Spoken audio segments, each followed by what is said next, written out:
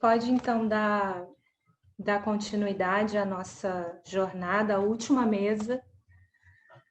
Muito bom estar até o final aqui. Eu acho que tivemos poucas baixas até essa hora. E queria parabenizar, então, para concluir, já que todo mundo já disse isso lá atrás, mas acho que para concluir é sempre bom, né? Parabenizar a comissão editorial, que trabalhou muitíssimo.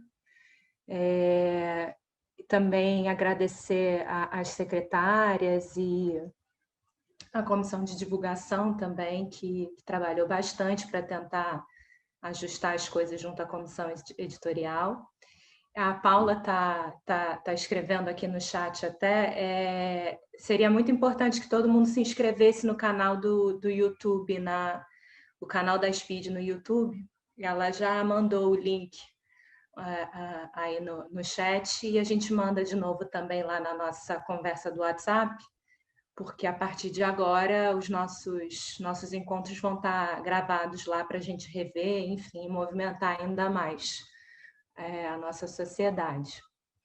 E queria também dizer para vocês que a clínica da SPID continua funcionando, né? Nunca é demais falar disso, porque eu acho que tem tudo a ver com o que a gente trouxe hoje de tema, de percurso de cada um. Então, são esses os psicanalistas que continuam atuando online. A clínica segue e vamos ajudar a divulgar também, porque tem muita gente que se beneficiaria disso.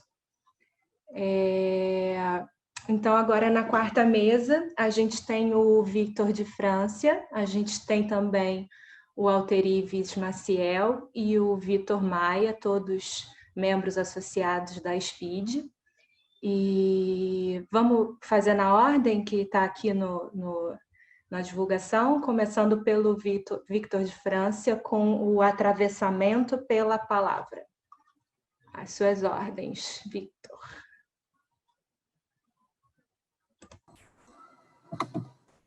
Boa noite, pessoal. Vocês estão me ouvindo? Tudo bem? Me escutam? É com imenso prazer que eu estou aqui falando com vocês. Agradecer toda essa organização, agradecer a SPID, assim, toda a organização da jornada. Estou muito feliz de estar aqui com vocês, partilhando as minhas experiências. E vamos lá. Vamos começar.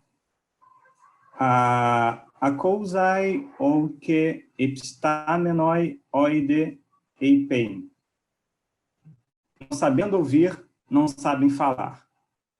Essas palavras são atribuídas a Heráclito. É o fragmento 19. Pensador originário, conhecido por seu obscurantismo. Heráclito pensava próximo à origem. A origem é o que é pensado no seu pensar.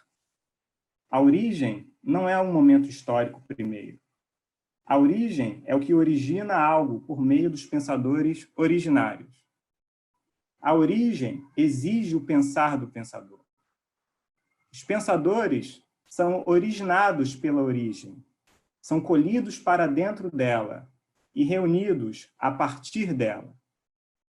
Sendo assim, as palavras atribuídas a Heráclito são, na verdade, uma expressão exigente da própria origem através do pensador. A origem se expressa por palavras, porque ela, a origem, vigora como palavra. Mas não uma palavra qualquer. Trata-se da palavra que se oferece à escuta, tal como o fragmento 19 sugere. Uma palavra que pode se oferecer, inclusive, como silêncio. A escuta, segundo o atravessamento palavreante de Heráclito, de Éfeso, é anterior à fala. Contudo, a escuta não é pré-verbal. A escuta é verbal na medida em que verbo e palavra divergem como convergência no logos. Logos é a palavra grega que origina a linguagem, a lógica, o verbo. No início, havia o logos. Em outro fragmento, a palavra nos diz o seguinte, através de Heráclito. Olke emon ala tou logou acousantas homologem sophon est eipanta einai. Ouvindo não a mim, mas ao Logos, é sábio concordar ser tudo um. Fragmento 50. O Logos se oferece à escuta, e mesmo assim, ainda não sabemos ouvi-lo. Devemos, então, aprender a ouvi-lo? De que forma? O saber do Logos não é nenhuma sabedoria, nenhum conhecimento, nenhuma perícia. O saber do Logos é o mistério consanguíneo ao próprio Logos, e que denominamos como mito. Logos e mito têm a mesma origem, o dizer da palavra não decaída em argumentação. Vigência de mundo, onde céu, terra, deuses e mortais se sentam à mesa e confraternizam. E se soubéssemos escutar o Logos, o que o Logos teria a nos dizer? É justamente desse duplo enigma que o artigo proposto por mim, intitulado como O Atravessamento pela Palavra, foi inspirado, e que estamos publicando pela revista, né? Ensaios. Ele aborda o atravessamento palavreante da saga linguageira, que nos interpela cotidianamente e que, na maior parte das vezes, ignoramos, permanecemos surdos. Seguindo novamente Heráclito, temos: desse Logos, sendo sempre, são os homens ignorantes, tanto antes de ouvir como depois de o ouvirem. Todas as coisas vêm a ser segundo esse Logos, e ainda assim parecem, esses homens, essa humanidade parece inexperiente. Esse é o primeiro fragmento. No artigo que eu proponho, o Logos foi traduzido como palavra. Tento mostrar como a palavra funda o ser, a existência também, e nos influencia, além de um mal-estar orgânico, fisiológico, é um mal-estar lavriante. Proponho também que a mesma palavra que convocou Heráclito à escuta convoca o analista e, analisando, a escutarem. Não é fácil, pois a palavra, quando tomada com cuidado e carinho pelo analista, por exemplo, ressoa como palavra ainda não ouvida, sempre ainda não ouvida. Seu dizer é para a clínica da ressonância musical, clínica que convido vocês a participarem, uma ressonância melódica, harmônica e rítmica. Em outras palavras, ela é voz, finitude e tempo. Se há algo a dizer pelo Logos, pela palavra, é justamente algo como um lá da música Fala dos Secos e Molhados. Não sei se vocês lembram dessa música, está lá no primeiro disco, a última música, né? Alguma coisa como: eu não sei dizer nada por dizer, então eu escuto. Se você disser tudo o que quiser, então eu escuto. Fala, lá, lá, lá, lá, lá, lá, lá, lá, lá. Fala. É desse lá que o Logos fala, que está nessa música dos Secos e Molhados, ou ainda no tintar musical do Centro de Beleza Beauty Center da Cabeleleila Leila. Lalang, Leilang, musicalidade do Logos. Inclusive, nós temos um grupo de estudos que a gente se encontra todas as quintas-feiras, de 2h30 da tarde até as 4, que a gente está trabalhando estudos musicais sobre histeria. Estamos tendo experiências incríveis juntos, né? Tem um pessoal que está acompanhando. Tivemos na semana passada, por exemplo, assim, uma escuta de um atormentar de ruídos histéricos durante 1h30. Fizemos essa experiência e foi muito interessante para todos nós, eu acho, imagino. E vamos em frente aqui. Estão todos convidados, claro. Né? Os contrassensos das palavras que se oferecem à escuta, mas se recusam a dizer e explicar pelo que vieram, podem gerar traumas. as contradições e traições ao logos, do logos e junto ao logos, foram testemunhadas por Daniel Schweber, e ele as uivava. O uivo também se presentificava nos relatos do homem dos lobos, metade homem, metade fera, numa zona nebulosa entre neurose e psicose, matéria-prima da psicanálise, desde Freud. A clínica da ressonância musical abrange a musicalidade das palavras, seu silêncio, seus ruídos, suas entonações. Nesta perspectiva, não privilegiamos constituições imagéticas, assim como o narcisismo. Privilegiamos a difícil tarefa de escutar. Que belo trabalho clínico, analisando e analista aprendendo a escutar, não somente o dizer da significação, mas a musicalidade do dizer, que os constitui como 1, 2, 3 e por aí vai.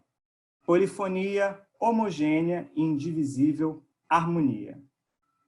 Preferimos aqui falar sobre constituições timbrísticas da ressonância, onde não há dentro nem fora, regime representacional ou não representacional, introjeção ou projeção. Mas não se iludam, não há nada de novo. Há um outro que acredito ser insignificante. O caráter insignificante é o fundamento da clínica da ressonância musical, pois é justamente do insignificante que, em significante, a significação significa como a significar. Será isso gozar de fazer semblante? Na saga de Heráclito, to antizon Simon feron kaitol diaferontol calisten harmonia. O contrário é convergente, e dos divergentes, a mais bela harmonia. Na saga de Caetano Veloso, porque és o avesso, do avesso, do avesso, do avesso. Não há mais nada o que dizer. Não falo, pois sou falado, atravessado pela gratuidade da palavra. Algo que nos fala em grego, que nos fala fora, como fora da compreensão. Né? Quando eu falo grego, cara, você está falando grego. O avesso do compreender, o suspiro, o silêncio retumbante, a sagração da prima Dora. Obrigado, gente. Era isso que eu tinha para partilhar com vocês.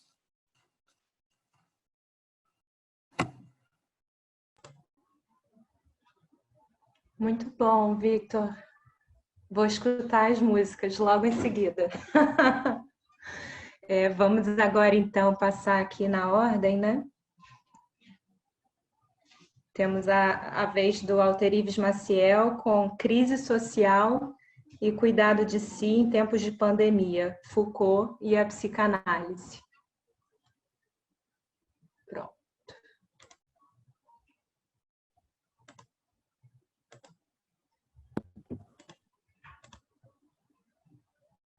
Walter Ives, eu não estou conseguindo te...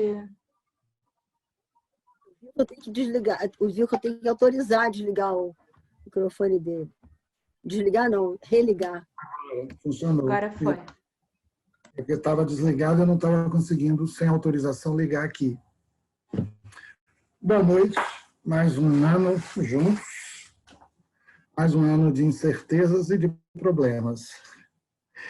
E quando me convidaram para participar dessa jornada online, eu e Ângela, né, porque a gente vem há algum tempo tentando problematizar isso, trouxemos mais uma vez alguma coisa do Michel Foucault para tentar pensar a clínica a partir dele. Entretanto, havia alguma coisa frouxa há muito tempo, porque a metodologia do Foucault não se adequava completamente à metodologia da associação livre de Freud, e havia dificuldades de adaptação de uma metodologia a outra, de tal maneira que a gente criou aqui um dispositivo provisório, a psicanálise afetada por Foucault. Foi assim que a gente iniciou essa discussão há algum tempo. E qual Foucault interessava a gente quando a gente pensava na possibilidade de fazer da psicanálise uma prática atravessada por Foucault? Eu pensei, durante um certo tempo, se a gente poderia introduzir dentro da experiência clínica o cuidado de si, tal como ele pensou nos últimos momentos da obra dele. Nós já sabemos que quando Foucault pensa o uso dos prazeres ou o cuidado de si, ele está pensando em possibilidades éticas e efetivas de você se reinventar. Não é simplesmente cuidar de si como uma prática de autoconhecimento. Quem pensa Foucault dentro dessa perspectiva está passando ao largo daquilo que o Foucault pensou. Porque o cuidado de si, embora a expressão seja dúbia, é uma problematização de si para você poder se reinventar. A palavra problema em Michel Foucault sempre foi cara ao procedimento dele, porque ele é um pensador que sempre pensa a partir de crises. Na primeira crise que ele teve que problematizar o poder e, a partir daí, criar uma nova perspectiva, tá? A partir do vigiar e punir, do verdade e formas jurídicas. E, no final da década de 70, 80, uma outra crise acometeu o pensamento dele, ele teve que problematizar uma terceira prática que ele veio a chamar, em 1984, de prática de si. De tal maneira que a palavra problema sempre foi uma palavra benquista no vocabulário do Foucault, porque em Foucault, pensar é problematizar. É bem interessante isso. Pensar é problematizar. Foucault não está concebendo a atividade do pensar como atividade representativa, muito pelo contrário, ele diz que quando a gente representa, a gente está no domínio da descoberta, quando a gente problematiza, a gente inventa alguma coisa. O que é curioso é que a palavra problema no senso comum tem sempre um sentido pejorativo, onde muitas vezes ela aparece no senso comum como sinônimo de obstáculo.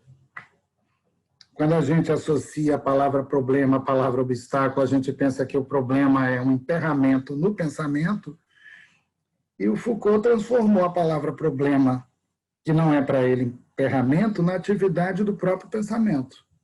Por quê? Porque ele é muito criterioso quando diz que pensar é problematizar. Qual o significado disso? Muitas vezes a gente reproduz pensamentos e não pensa. Ou, para sermos mais precisos, reproduz pensamentos para evitar o ato de pensar. Muitas vezes a gente representa coisas para poder não pensar, e quando eu digo que pensar é sinônimo de problematizar, eu não estou colocando nada que seja, tá certo? Razoável e comum entre as pessoas, muito menos na experiência clínica, onde muitas vezes as pessoas confundem problema com descoberta de alguma coisa. Pois bem, levando a sério a ideia de que pensar seja sinônimo de problematizar, eu pus a fazer uma investigação usando a metodologia do Foucault e querendo saber se os problemas podem ser postos no intercurso de uma análise. Para início de conversa, a gente tem que perguntar: quando um problema emerge numa análise, quando uma certeza é equivocada? Qual o significado disso? O analisando, quando entra em análise, ele entra cheio de certeza, tem uma narrativa totalmente pronta a respeito de si mesmo, se queixa dessa narrativa, mas não abre mão dela.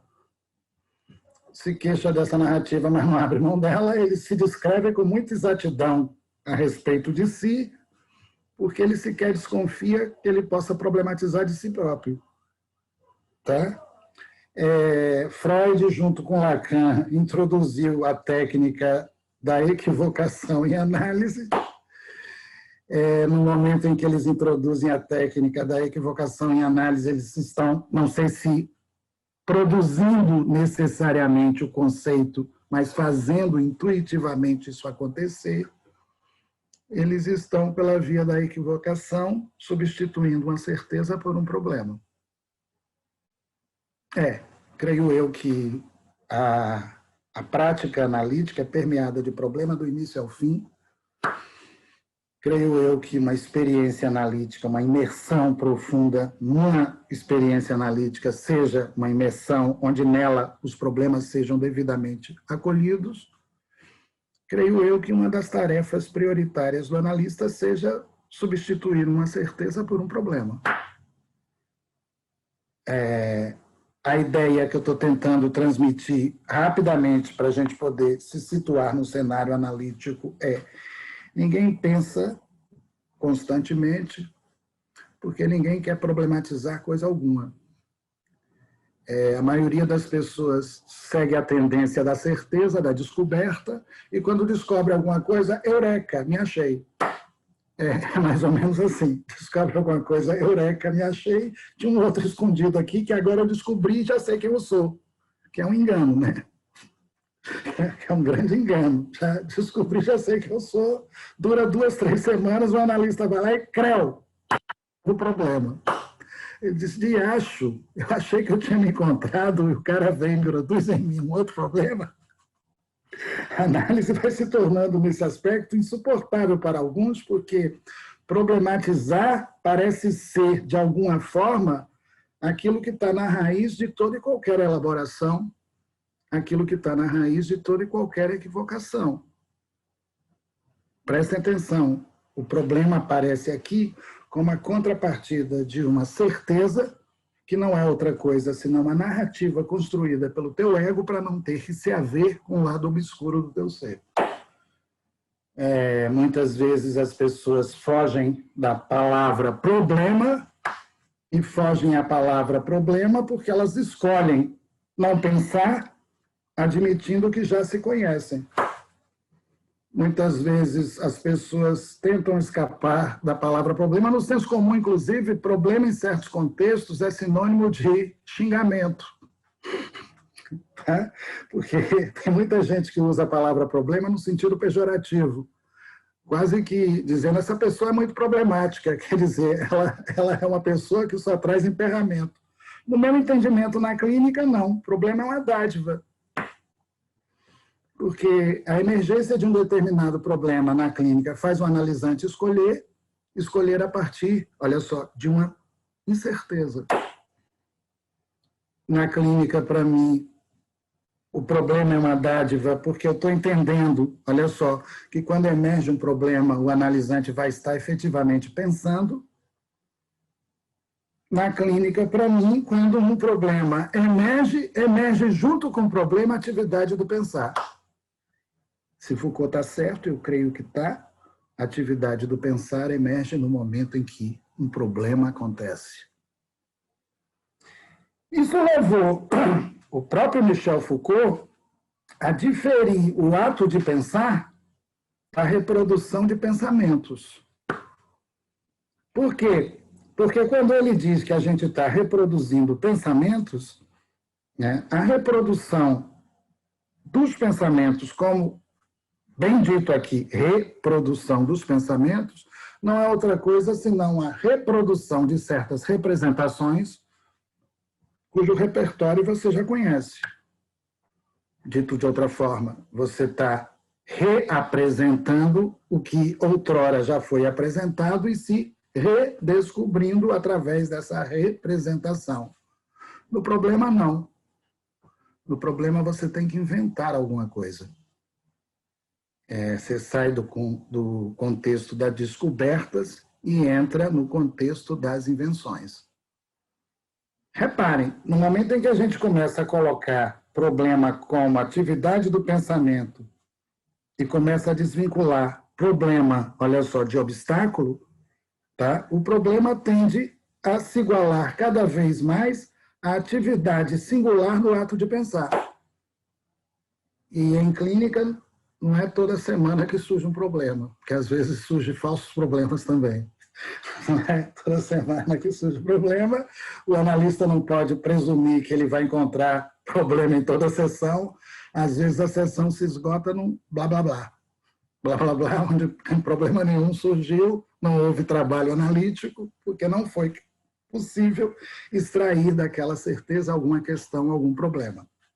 Pois bem, pensando nisso, Foucault construiu uma obra que eu posso colocar para vocês rapidamente, tá? Construída em torno de 3 problemas. O primeiro problema surgiu na década de 60. Ele veio formulado na pergunta: o que eu posso saber? Tá? A resposta à pergunta, o que eu posso saber, fez Foucault construir uma arqueologia do saber, primeiro problema. O segundo problema surgiu na década de 70, através da pergunta, o que eu devo fazer? E é engraçado que quando ele formulou a pergunta, o que eu devo fazer, a palavra dever soou estranha, porque a gente imaginava que a gente fazia porque queria, e não por dever. E no momento em que o Foucault pergunta o que eu devo fazer, ele colocou em evidência o poder. E ao colocar em evidência o poder, que coisa surpreendente, ele começou a mostrar que muita coisa que a gente faz por dever, e não por querer. A gente faz por obrigação. Tá? Esse momento é o mais macabro da obra dele, porque vigiar e punir e a verdade, as formas jurídicas, ele conseguiu mostrar que o poder está em toda parte, até no análise, está em toda parte, até no análise, nessa microfísica genial que ele construiu durante a década de 70 toda, ele chegou ao anátomo poder, que pode estar na clínica, e ao biopoder. Foi genial isso. Ao anátomo poder, que pode estar na clínica, e ao biopoder. Na década de 80, ele trouxe a seguinte questão, o seguinte problema. Olha que coisa bacana essa questão e esse problema. Quem sou eu? Quem sou eu? Quem sou eu? Creio que a análise começa quando você transforma a certeza eu sou na pergunta quem sou eu? Enquanto você está dizendo sou isso, sou aquilo, sou aquilo, sou aquilo, sou aquilo, sou aquilo, você está reproduzindo a ladainha chata para não pensar naquilo que você pode ser se você for capaz de se problematizar. Mas no momento em que você troca a certeza eu sou pela questão quem sou eu, olha que coisa interessante, você transforma a sua vida num problema e passa a problematizar a si mesmo. Ai, que lindo. Você transforma a sua vida num problema e passa a problematizar a si mesmo. E no momento em que você começa a problematizar a si mesmo, você começa a perceber que você não era aquilo que você imaginava que fosse. É o inconsciente aparecendo. Você começa a perceber que você não era aquilo que você imaginava que fosse. Você começa a perceber que no cerne do teu ser não há plenitude do eu sou, mas um vazio que te força a pensar. Ai, que bonito isso. Não há plenitude de um sou, mas um vazio que te força a pensar, porque a plenitude do eu sou vem da consciência. Nós já sabemos, como psicanalistas, que isso é uma defesa. Quando você diz sou isso, sou aquilo, sou aquilo, sou aquilo, você está completamente identificado ao seu ego, tá? E repleto de identificações para se defender. Quando você diz sou isso, sou isso, sou isso, você se queixa do mundo e diz que todo mundo é insuportável, que a vítima é você. Mas sequer suspeita que possa haver problema em você. Sequer suspeita que possa haver problema em você. A ideia do analista é transformar essa certeza de si em problema para forçar o analisando a pensar. Ai, que bonito. Pensar em quê? Pensar em si. E o que significa pensar em si, Foucault dirá, se problematizar. Bem interessante isso. Se problematizar significa sou incompleto, estou aberto, não sou o que eu imaginava que eu fosse, eu tenho que me... Agora na pandemia, inclusive, eu estou me problematizando o tempo inteiro. Porque eu tinha mania de sair andando na rua para gastar energia e não pensar em mim. Uma vez parado e recolhido, eu fui obrigado a me questionar, a me interrogar. E nessa interrogação, uma série de problemas foram surgindo, onde eu pude fazer pela primeira vez escolhas que, enquanto alienado, eu não fazia por achar que sabia tudo. Ai, que coisa doida, né?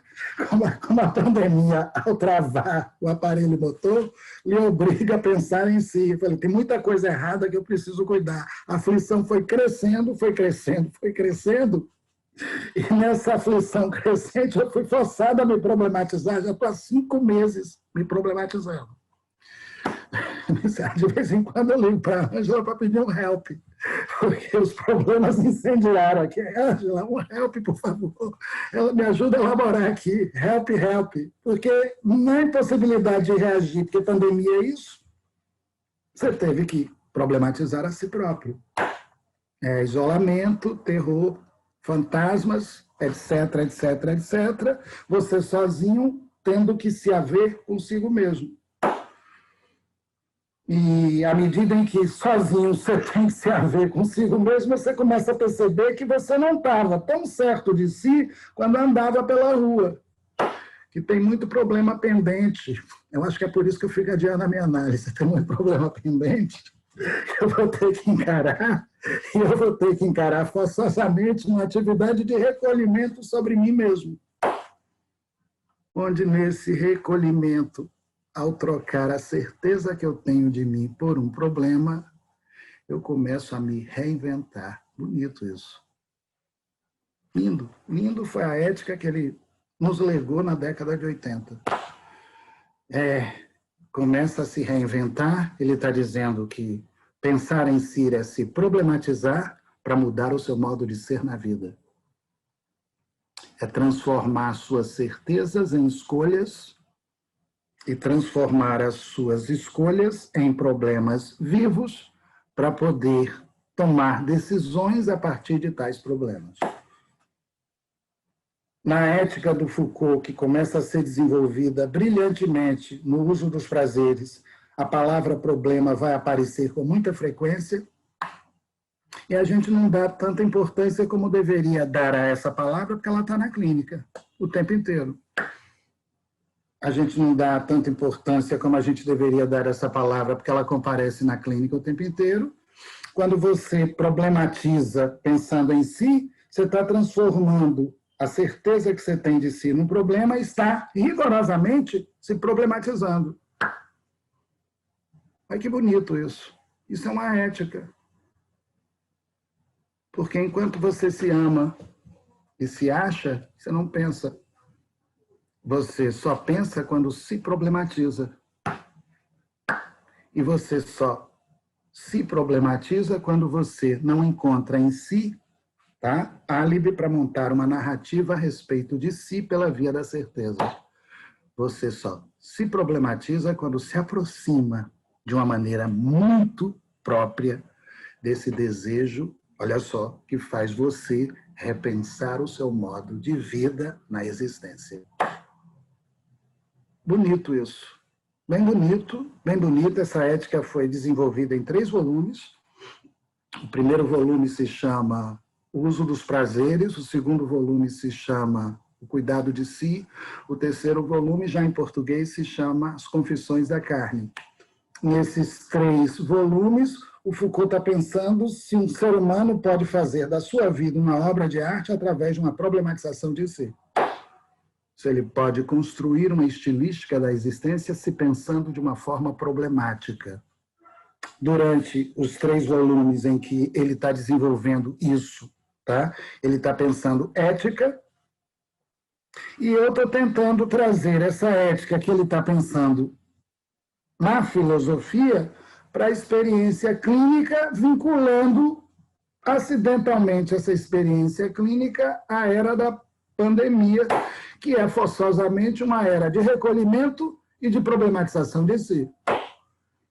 A tese é, melhor, a hipótese, não vou ousar falar tese em 20 minutos, a hipótese é, se a crise faz você se pensar, com a pandemia a crise se acentua, e pensar como sinônimo de problematização de si faz com que você faça dessa problematização o motor de uma reinvenção viva da sua existência ao longo do seu recolhimento.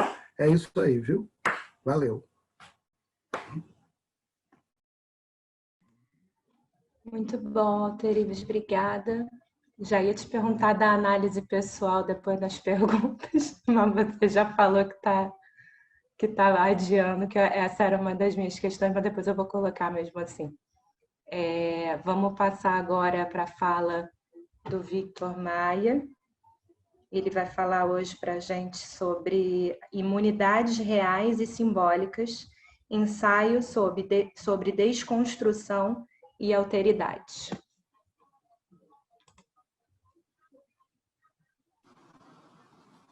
Obrigado, Luísa. Boa noite a todo mundo. Queria começar agradecendo, fazendo um duplo agradecimento. Agradecimento pelo duplo acolhimento que eu tenho tido hoje, por fazer agora parte da comissão da revista Ensaios e pelo acolhimento de ter um texto na revista. Lembrei aqui o duplo sim do James Joyce, sim, sim. Acho que isso é importante. Queria agradecer também porque a gente já está agora às 7h30 online, sem cair, com todos os problemas que, do ponto de vista técnico, isso causa. Agradecer que eu não estou fazendo isso sozinho, tem o Alan Tavares, a Isis Cunha, que é uma equipe de técnicos que estão dando suporte para a gente está em transmissão pelo Facebook, em transmissão aqui há quase 8 horas. Então, queria agradecer também. E agradecer na figura da Ângela Coutinho, que é uma das responsáveis por esse acolhimento todo que eu tenho falado aqui, a todas as pessoas da comissão editorial. O título é Imunidades Reais e Simbólicas, ensaio sobre desconstrução e alteridade, e nele eu tento fazer convergir o que eu tenho pensado na psicanálise e o que eu venho pensando há alguns anos no campo da filosofia. Eu tenho tentado pensar isso há algum tempo, principalmente com um colega nosso, um grande amigo meu do EBEP, que é o Rodrigo Ventura. Se tudo der certo, no semestre que vem a gente vai tentar um grupo de estudos sobre filosofia e psicanálise para dar conta disso que a gente está pensando, que é, na verdade, perceber como esses campos são irredutíveis, mas principalmente perceber como o ponto em que esses campos e esses saberes se borram e eles podem, nesse borrão, produzir um espaço tanto de acontecimento analítico quanto do pensamento na sua potencialidade clínica. Então, isso faz com que a gente vá, obviamente, aos pré-socráticos, tão magistralmente o Vitor falou há pouco, aí, lembrando do Heráclito, mas passando por Spinoza, passando por Deleuze, que tanto Walter Ives gosta, o Foucault. O texto que eu publiquei na Ensaios, ele tem um viés bastante teórico, uma certa medida, numa parte dele. Eu escolhi não fazer a exposição dessa teoria toda, esse encadeamento teórico. Vou me ater aqui a alguns fragmentos que eu acho que são importantes para a gente pensar a questão da prática, né, nos tempos atuais. Tempos de incerteza, claro, a gente está falando aqui desde meio-dia de crises, e a gente pode falar de crises de sentido, de crises sanitárias, e como para a filosofia a ideia de crise, principalmente com Heidegger, a ideia de crise é algo talvez positivado ou colocado numa outra posição, né? Crise é a nossa possibilidade de mudar. Só que a gente também vive de crise, né? O Ocidente traz no seu próprio nome a ideia de crise. A filosofia mesma vive de se saber moribunda. Então tem uma crise originária, uma crise o esteio do pensamento ocidental talvez seja a crise. Mas a questão da crise na pandemia, ela coloca para a psicanálise, isso eu pensei logo no início da pandemia, as coisas têm mudado, todo mundo acho que concorda aqui, que é como a pandemia coloca para a psicanálise um problema que é o de encontrar novos modos de produzir presença, né? A produção de presença ela deve se dar de uma outra maneira, aquilo que era uma alternativa ou algo secundário, que é o atendimento online, passa a ser a única condição de análise se continuar se efetivando. É como, lembrando aqui dos seminários da Ângela, é como se a gente estivesse falando aqui de um processo analítico que precisa ser remoldurado na divisão que ela faz entre moldura e processo, né? Sai o divã, sai o setting analítico do consultório e é preciso buscar novos modos de remoldurar esse processo. Isso exige um novo agenciamento das forças que atravessam a clínica. A gente vai tateando, né? Ninguém aqui sabe, e é isso que eu chamo no texto de encontrar, nessa crise de sentido, encontrar novas ficções teóricas nas quais a gente possa se ater, né? Como se fossem boias nesse naufrágio em que a gente se encontra. Quando eu digo crise de sentido, é porque nas discussões que a gente vem tendo nos seminários, essa questão do sentido se coloca, por exemplo, quando nós estamos enfrentando essa crise e a possibilidade de perceber esse real do ponto de vista da linguagem e do sentido não está colocada, né? Isso foi muito forte no início da pandemia.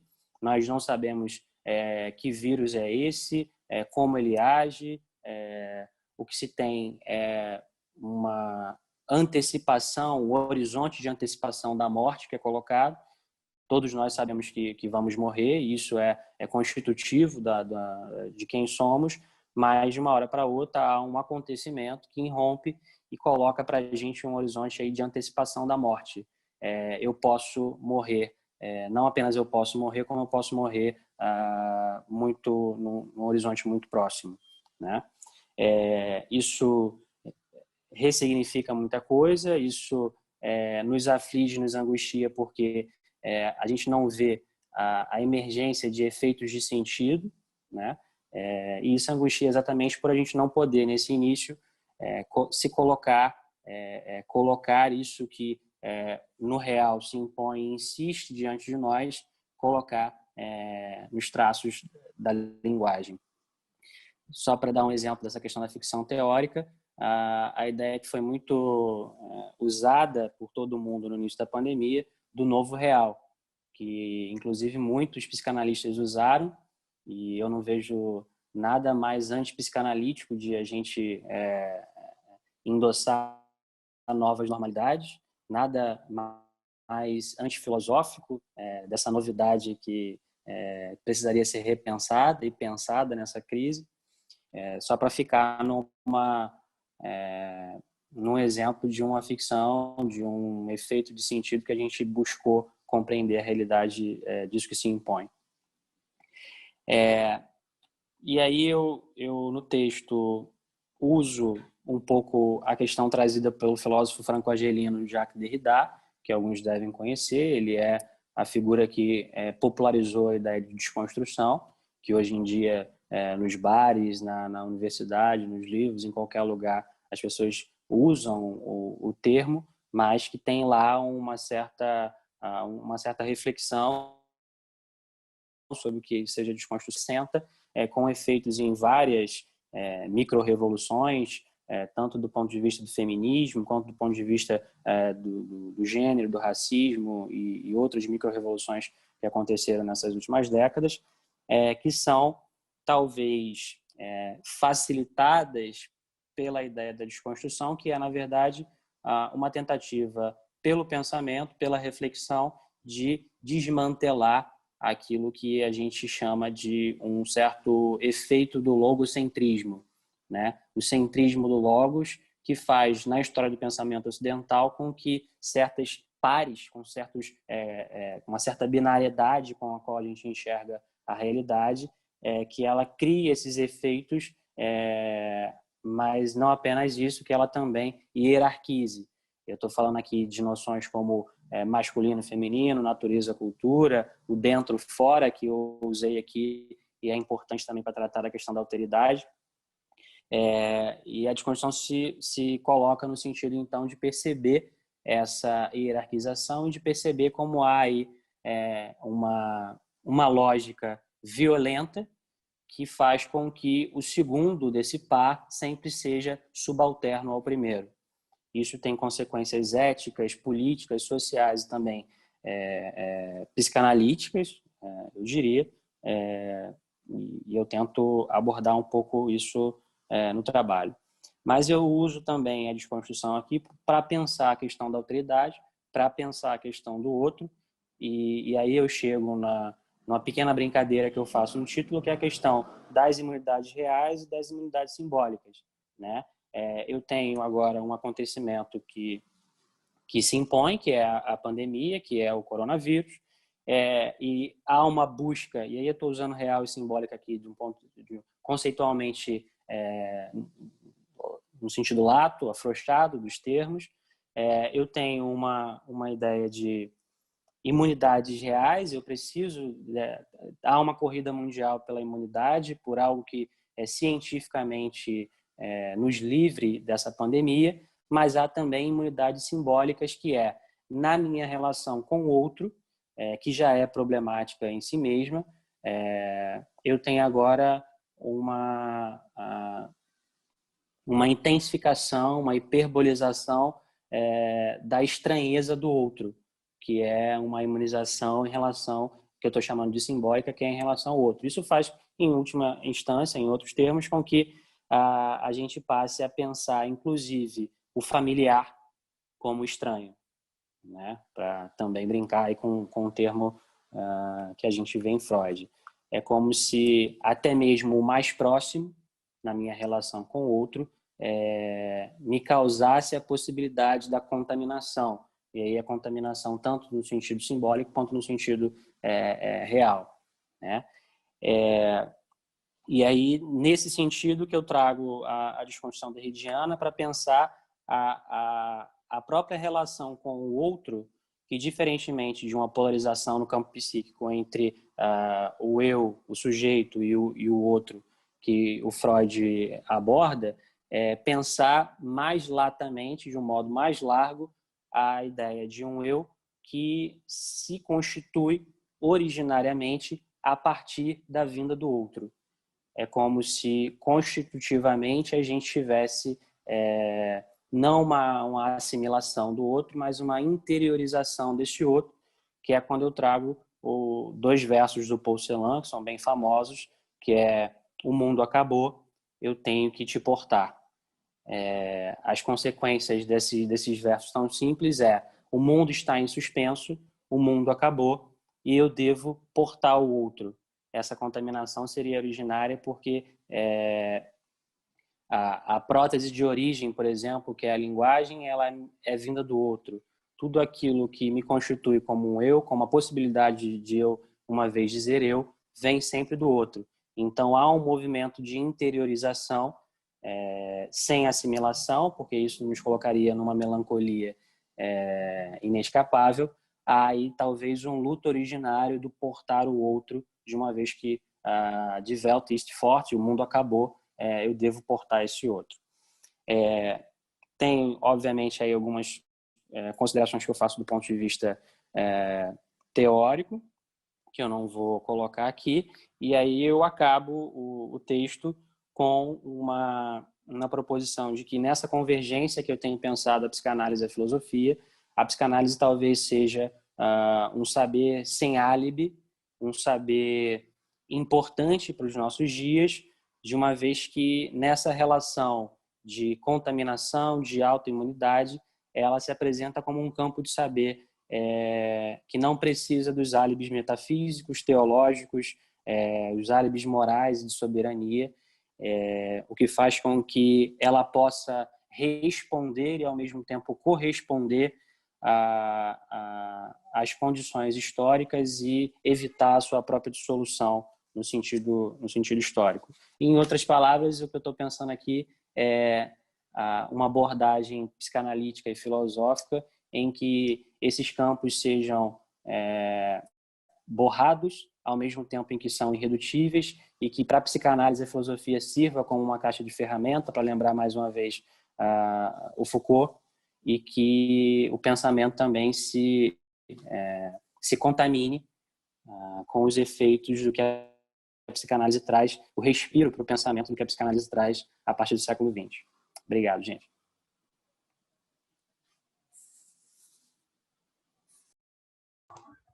Obrigada, Victor, foi ótimo. Vamos agora abrir para as perguntas. Eu antes queria só terminar a minha piada depois da fala do Walter Ives, da questão da análise. Eu achei engraçado, mas de fato é uma questão, né? Porque quando a pandemia começou, acho que houve um movimento muito grande por busca de terapia, né? Enfim, e muita gente colocando isso num lugar de igual para igual a outras terapias, yoga, né? E outras práticas, e a análise, né, não tem esse lugar gostosinho que as outras terapias mantêm, digamos assim, mas ao mesmo tempo as pessoas procuram, né? Então já fica aí um questionamento a mais para você, Alterives, e acho que você pode trazer um pouco mais da tua experiência em recusar a análise e preferir a Ângela para florear um pouco mais essa questão. Mas queria também agora, então, escutar as outras pessoas. Quem tem alguma coisa a acrescentar, podem falar.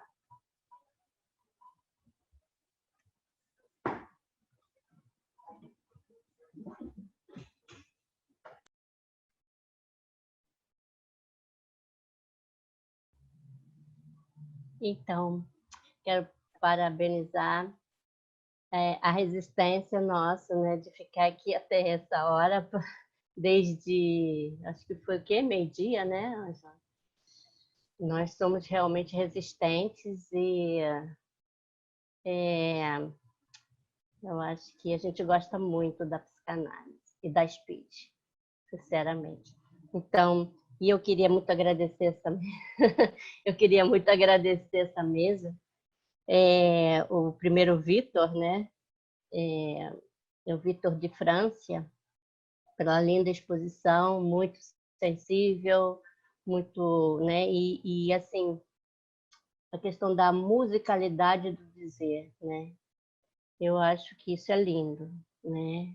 Eu acho que o dizer ele tem um ritmo, ele tem cor, ele tem sabor. Dependendo do momento que você esteja, ele pode ter rancor, mas também pode ter amor. Então, eu acho lindo, lindo, lindo, lindo a tua fala. E realmente te agradeço muito pela contribuição. Eu vou ser mais rápida aqui. Para o Alter Ives, querido Foucault, nosso querido Foucault. Eu gosto muito dessa ideia de equivocar as certezas, né? E substituir as certezas por um problema, né? Eu acho que ele saiu, mas então eu vou esperar ele voltar para falar. Agora, Vitor Maia, né? Primeiro, obrigada, né, Vitor, pela colaboração, né, do YouTube. Eu acho que foi realmente um grande avanço para a Speed, né? A possibilidade de a gente ter mais um canal de comunicação como o YouTube. E fora isso, você falou, eu não entendi muito bem, se seria um novo real ou um novo normal. Quando você falou, você teve uma fala em que você falou de um novo real. Eu queria saber se isso foi alguma coisa assim que você pensou, enfim.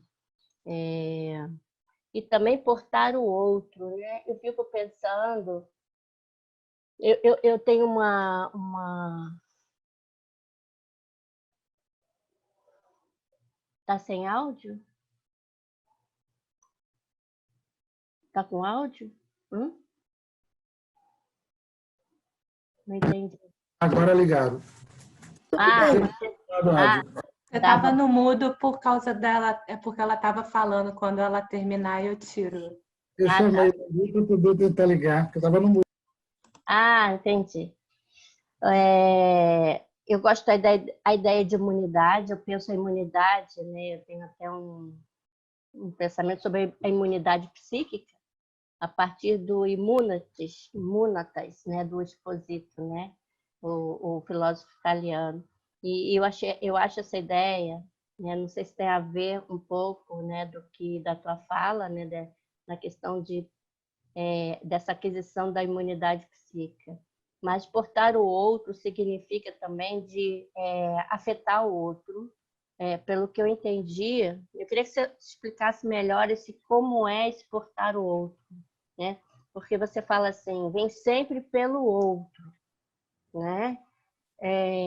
Queria que você pudesse situar, né, em que sentido você está falando que vem pelo outro, né? Porque é uma afetação mútua, né? Portar o outro. Só para esclarecer que eu não entendi muito bem da onde que veio essa ideia, né, de portar o outro. E gosto muito da ideia da imunidade. Só isso. Obrigada. Parabéns, Amir. Eu queria também... Luísa, posso falar? Posso perguntar? Então, estão me ouvindo bem? Porque eu estou sem o microfone. Está todo mundo ouvindo bem? Então, eu queria fazer uma pergunta para cada um de vocês, o Vitor Maia, o Vitor da França e o Alterives. Alterives, você, foi muito boa a sua explanação de toda essa coisa que a gente gosta, do Foucault. Agora, você deixou de lado, não sei se foi de propósito, ou enfim, pelo menos para você falar por que deixou de lado, né, nessa passagem do Foucault, da década de 60 para 70, você deixou de lado justamente uma coisa que é muito cara para mim, que é a resistência, que foi exatamente o que deu ensejo ao terceiro momento. Então, eu queria saber, primeiro, por que você deixou de lado, e segundo, como é que você vê essa resistência no Foucault, em relação ao cuidado de si, frente à resistência em psicanálise, que é um tema muito caro para mim. Agora, para o Vitor de França, queria que você pudesse falar, Vitor, fazer uma síntese, porque você começa falando na tua fala da palavra como silêncio. Você termina falando da musicalidade da palavra. Então, eu queria que você pudesse falar, em poucas palavras, qual é a relação entre a palavra como silêncio e a palavra como música, né? Quer dizer, na verdade, a musicalidade da palavra fala da palavra como uma música. Então, como é que você vê uma coisa articulada à outra? Se é articulável. E para o Vitor Maia, quando você termina, quando você fala dessa convergência possível, nem convergência, né? Não é convergência, mas nessa articulação possível da psicanálise com a filosofia, você fala da psicanálise como saber sem álibi, né? Nessa relação de contaminação, quer dizer, o campo de saber que não precisa de álibis metafísicos, etc., etc., que pode responder ao sentido histórico, né? E aí eu queria saber mais sobre isso, porque foi uma coisa que eu não entendi muito bem, como se a filosofia fosse um saber com álibis. Então, nesse contraponto, queria que você pudesse falar um pouco disso.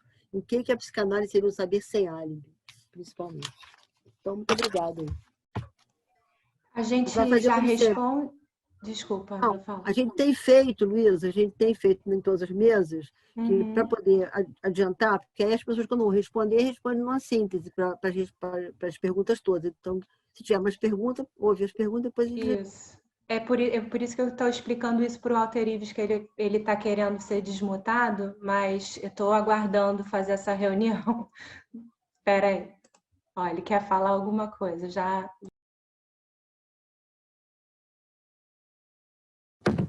Muito obrigado. Ângela, eu não tirei a resistência, eu troquei a palavra. Resistir é problematizar. Não tirei mesmo. Quem resiste problematiza. Quem reage não problematiza, dá resposta. É que a palavra problema parece ser estigma na psicanálise. Quando você está resistindo, você está pensando. Quando você está reagindo, não. Você está dando resposta. E Foucault dizia isso. Toda vez que a gente resiste, a gente problematiza. Na resistência é que surge a problematização de si. Porque quando você está responsivo, você está dando resposta ao outro, achando que você tem armamento, né? É que a tentativa minha agora é que a resistência e a problematização se conjuguem. Porque eu parto da premissa que a palavra problema talvez não seja muito bem aceita, mas quando você está resistindo, você está problematizando. Será? Você está botando uma questão no lugar de uma certeza. está sendo forçado a pensar. Era da resistência que Foucault pensou, porque nem tudo funcionava no poder. Aí ele começou a perguntar de onde vem isso que resiste. De onde vem isso que diz não? Que é isso que breca a máquina. Na reação você vai do estímulo à resposta, na resistência você problematiza, porque a resposta não veio. E surgiu ali a problematização. Agora, foi bom você colocar, porque resistência é uma palavra que a gente usa aqui. Usa muito. E por usarmos muito a ideia de resistência, talvez eu esteja agregando à resistência a ideia de problematização, a minha ideia é tirar a noção do problema da conotação pejorativa na qual ela caiu. Porque quando as pessoas falam no senso comum de problema, problema tem um sentido pejorativo. Quando, em análise, é o problema que move você, que tira você do lugar. No momento em que você diz não, você se pensa e é obrigado a escolher. No momento em que você reage, você não escolhe, você segue o hábito, segue a tendência. Toda vez que alguém sabe o caminho certo, dá a resposta. Quando não tem caminho certo, se pensa. Agora, é boa pergunta que ela fez, eu acho isso interessante, porque me parece que toda equivocação começa, tá, numa resistência onde um problema emerge no lugar de uma resposta. E é boa essa provocação, porque me parece que é isso que faz uma análise andar. Eu tenho uma sensação de que seja isso, que faz uma análise andar, e quando você começa a se perguntar e diz, pô, eu estou todo equivocado, eu já não sei mais quem eu sou, a análise está andando mesmo. Já não sei mais quem eu sou, a análise está andando. E tenho que me repensar completamente, porque até então eu estava pegando esse outro Alteribes e deixando ele no limbo, tá certo? E montando um ego enorme, com o nome desse Alteribes, né? Montando um ego defensivo enorme para não ter que me haver com esse outro. A máquina emperrava quase sempre aí. Agora, tendo que me haver com esse outro, puta que pariu, lá vem problema. Aí eu li para a Ângela, me ajuda aqui. Alterives, a gente pode então continuar com aquele esquema das pessoas perguntando e tinham aquelas perguntas na frente, o que você acha? Pode ser. Tem 3 perguntas, a Ângela fez uma para mim e fez para os outros. Vocês querem fazer mais perguntas ou a gente parte daí dessas 3 que já estão colocadas e depois, surgindo mais alguma coisa, a gente continua? Victor, quer já comentar alguma coisa? O Victor Maia, que te perguntaram? Vou começar então pelas questões que a Solange colocou. Quando eu trago a questão do novo normal, eu trago no contexto de uma busca no momento da pandemia, num momento que se estabelece de uma estranheza na nossa significação do real. A gente tenta, como sempre, mas eu acho que tem uma hiperbolização disso nesse momento, que são as ficções teóricas para dar conta do real. E uma dessas ficções teóricas que eu usei como exemplo foi exatamente a questão do novo real, do novo normal, desculpem. Essa questão do novo normal, que eu coloco como algo antipsicanalítico e antifilosófico, exatamente porque eu vi psicanalistas naquele momento saudando a vinda desse novo normal, quando nada mais antipsicanalítico do que a gente saudar uma certa normalidade. E, ao mesmo tempo, do ponto de vista do tempo e da nossa relação com ele, a filosofia também vê aí com muitas ressalvas essa ideia de que tem aí um novo tempo histórico acontecendo. Então, foi nesse sentido que eu usei, Solange. Agora, essa ideia de portar o outro, que eu trago a partir do verso do Paul Celan, é exatamente a ideia de que a constituição do sujeito, a constituição desse sujeito que a gente está falando, que é o sujeito da relação ética, que é o sujeito psíquico, que é o sujeito como tal, ela só se dá a partir de uma contaminação originária do outro. Isso é o portal outro. Isso é trazer o outro já desde sempre, originariamente, dentro de si. Seja pela linguagem, que a gente está chamando aqui de uma prótese originária, ou seja, pelas próprias relações que se dão na nossa imersão na linguagem. E em relação à imunidade, eu uso muito o termo imunidade, mas eu tenho tentado pensar a noção principalmente de autoimunidade, que é o que acontece quando, por exemplo, em termos políticos, a democracia seria um exemplo de uma certa autoimunidade, que ela traz dentro de si, carrega nela mesma a possibilidade da sua autodestruição. Então tem uma contaminação aí originária que permite que ela mesma se autodestrua. Não sei, talvez algum país aí esteja vivenciando algo parecido nesse momento. Em relação ao que a Ângela coloca sobre o saber sem álibi, no final da pergunta você faz uma inversão. A filosofia seria álibi? Eu diria que sim, ela se estabelece, se constitui em torno de álibis o tempo inteiro, álibis metafísicos, álibis metafísicos no sentido de ela se estabelece primeiro como uma verdade, né, pressupondo uma verdade atemporal, uma verdade ideal, e depois ela coloca as ideias teológicas. Eu estou falando do movimento histórico que a filosofia faz, sempre trabalhando baseada em álibis metafísicos, né? E então eu tento falar aqui de uma psicanálise que deve ser pensada na sua possibilidade de revigoramento da própria praxis. O que é isso? Revigorar a praxis psicanalítica. É pensar a psicanálise como um campo de saber sem álibi metafísico. A filosofia também traz isso para a gente, de que a certeza de que os conceitos são categorias históricas, então eles têm um nascimento e muito provavelmente terão um fim, terão um cabo. Se a gente pensa isso do ponto de vista da psicanálise, a gente pode pensar que nessa historicidade, em algum momento, pode irromper a impossibilidade de a gente continuar tratando desses conceitos que são tão caros desde Freud para a gente. E aí eu posso dar exemplos de super-eu, exemplos do próprio id, enfim. Há uma série de estratégias conceituais que a gente usa que tem uma datação histórica e, portanto, podem ter um fim muito próximo. E se isso acontecer, é a dissolução histórica da psicanálise? Talvez não, se a gente pensar na possibilidade desse revigoramento.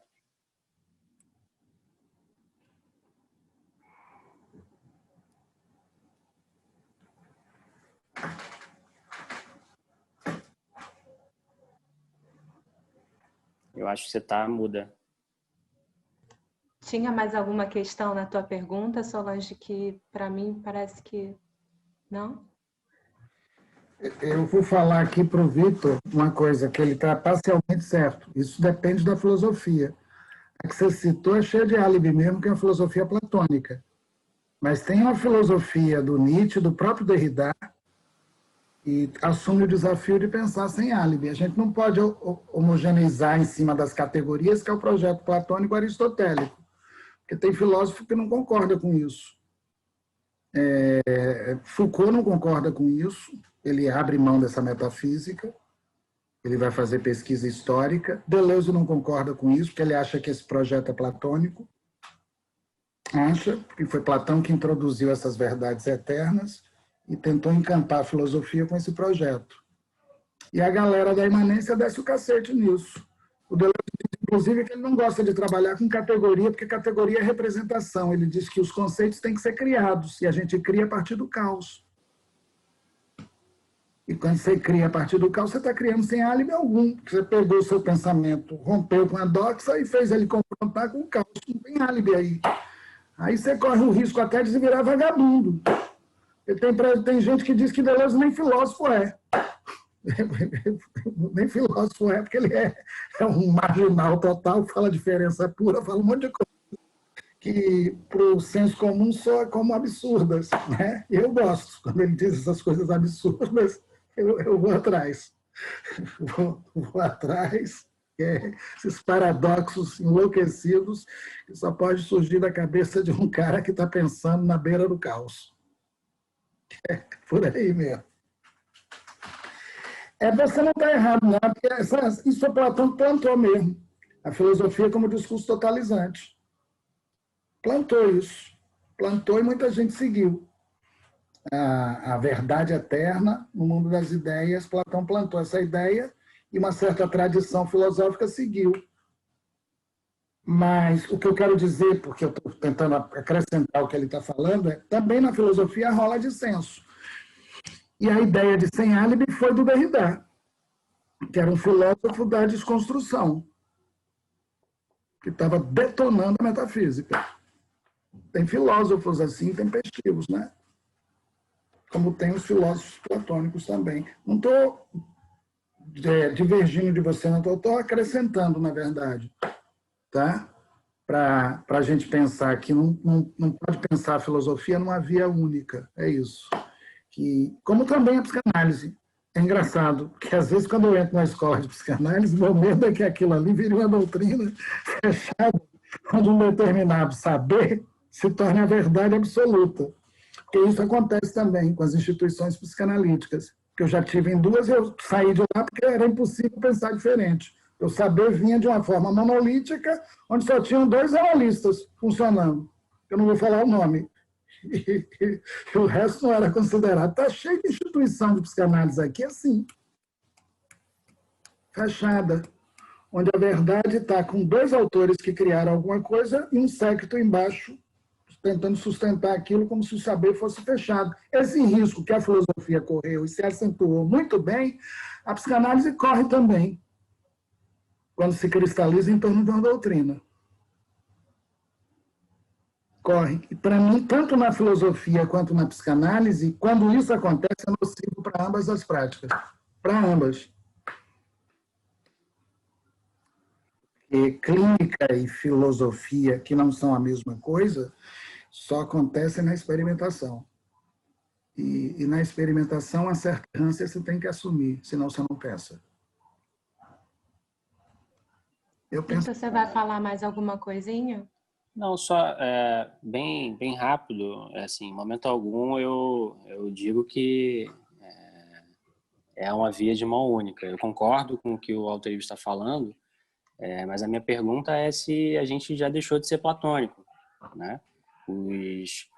Os filósofos que ele cita, que eu concordo que tratam a partir do caos, e, portanto, são sem álibis, desde Nietzsche, passando por Deleuze, por Derrida, por Guattari, eles foram marginalizados, são secundarizados. Talvez ainda não tenhamos deixado de ser platônicos. E daí a ideia de que a filosofia ainda trabalha com álibis e álibis metafísicos. Essa era a ideia. E o Victor de França quer dizer mais alguma coisa antes da gente encerrar? Porque, na verdade, acho que se deixar, a gente fica aqui até as 9 da noite, né? Gostamos muito de falar, mas acho que, né, já falamos bastante, seria um bom momento até para a gente amarrar esse grande final desse dia lindo que foi hoje. Quer falar mais alguma coisa? Luísa, eu vou falar então só algumas palavras exatamente sobre isso que você está falando, desse grande final, essa grande coda, né? De um silêncio que virá, né? Está acontecendo, né? Pegando o carona no que a Angela falou, né? A musicalidade do dizer e da palavra é caro a mim, porque justamente essa musicalidade, ela se manifesta, né? Ela reverbera como silêncio e como som, né? No sentido de que a música, né, para a arte musical, para a música mesmo, né, o silêncio diz muito, assim como para a psicanálise, né? Se a gente pega, por exemplo, a peça do John Cage, chamada 4 minutos e 33 segundos, que é uma peça em 3 movimentos de silêncio, por 4 minutos e 33 segundos, que é tocado por orquestras para piano solo, para guitarra, para violão. Vários artistas fazem, executam essa peça no sentido de performance da peça, que é um silêncio, são silêncios possibilidades de silêncio, e silêncios não só como ausências. Então, tudo isso que a Solange falou, de saborear o silêncio, ouvir o silêncio dos nossos analisandos, escutá-los, né? Isso, assim, que é fundamental a Heráclito, a escuta, que é fundamental a filosofia, que é fundamental a psicanálise, que é fundamental a música, né?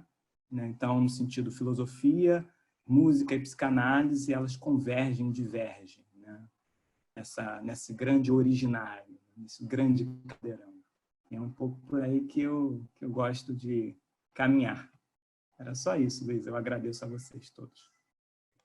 Então, acho que a gente já pode... Opa, eu botei no mínimo aqui. A gente pode encerrar. Eu estava, na verdade, procurando como desmutar todos vocês, porque acho que um bom encerramento pede um salve de palavras e de urras e de um monte de coisa ao mesmo tempo. E acho que todos vocês podem me pedir aqui para desmutar. Já foram todos desmutados. Oba! Queria dizer Salva também... de palmas para os resistentes! Queria lembrar uma coisa que a Ângela falou lá atrás da quarentena, né, que é a transmissão da psicanálise por carta na época da guerra. E, enfim, estamos aqui num outro momento tentando fazer algo parecido. Foi muito, muito legal. Coordenadora. Super, gente. Está maravilhoso. Parabéns a todos vocês. Abraço virtual aqui, ó. Abraço virtual para todo mundo, galera. Muito mais. Tchau, gente. Foi ótimo. Faremos um brinde agora a todos vocês. Parabéns. Todo mundo com uma taça na mão.